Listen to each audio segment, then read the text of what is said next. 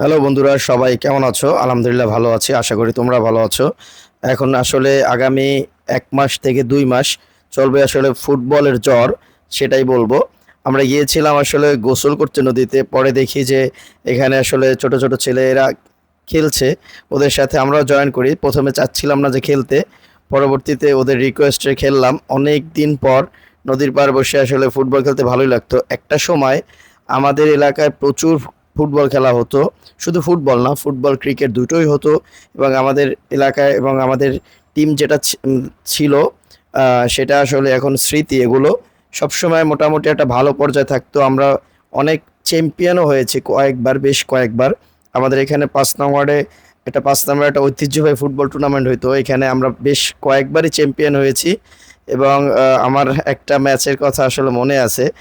যাই হোক, ওটা না বলি। ওদের সাথে আসলে কাটানোর সময়টা ভালোই লাগছিল সবশেষে। আহ, এখন আর আসলে আগের মতন আমাদের এলাকায় সেই ফুটবল বলেন বা ক্রিকেট বলেন, এগুলো আসলে হয় না। এর একটা কারণ হচ্ছে আসলে উদ্যোক্তার অভাব। এখন আর সেই উদ্যোক্তা নাই আসলে এরকম আয়োজন করে যে খেলা। ওদের সাথে আহ, খেললাম, ভাবছিলাম যে আসলে প্রথমে পারবো না। না, মোটামুটি আমরা আসলে আমরা যারা ছিলাম সবাই একটা এজ হয়ে গিয়েছে আসলে খেলাধুলার ভিতর না থাকলে যেটা হয়। তবে কম বেশি সবাই একটা সময় খেলাধুলা করেছি। ওদেরকে আমরা 3-0 গোলে আসলে পরাজিত করি, যার ভিতরে 2টো গোল আমি দিয়েছিলাম। আহ, আহ, এখন আসলে এগুলো শুধুই স্মৃতি, স্মৃতিচারণ করা ছাড়া আসলে কোনো কিছুই নাই।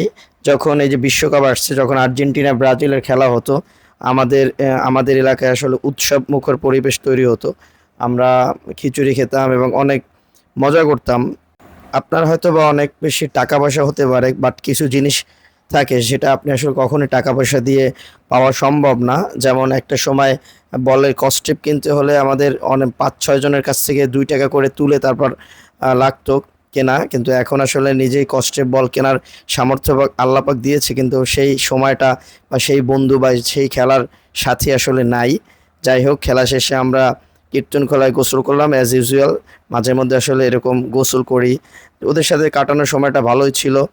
আমি আসলে ব্যক্তিগতভাবে চেষ্টা করি কাজের ফাঁকে ফাঁকে খেলাধুলা করা, বা সবাই অথবা সময় পেলে একটু ঘুরতে যাওয়া। এটা আমার ভালো লাগে, মনের তৃপ্তি পাই। সবাই ভালো থাকবেন।